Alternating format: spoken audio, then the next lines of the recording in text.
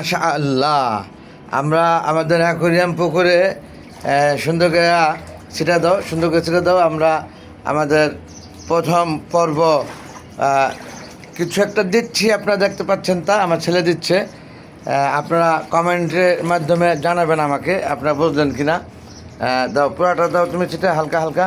প্রথম পর্ব আমার ছেলে দিচ্ছে। মাশাআল্লাহ, খুবই ভালো লাগছে আমার দেখে, কারণ আমার ছেলে এতটা কাজই সে সব কাজেই পটু হয়েছে আপনাদের দোয়া, আল্লাহর রহমতে।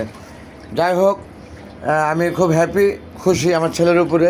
সে কাজে খুব পটু, কথায়ও অনেকটা পটু, কিন্তু লেখাপড়া একটু মনোযোগীটা কম।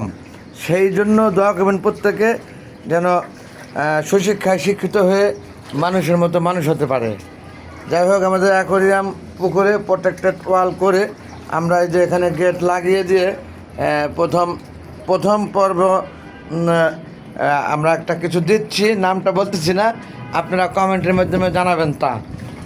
আপনারা কমেন্টের মাধ্যমে জানাতে পারলে বুঝতে পারবো আপনারা বুঝেছেন।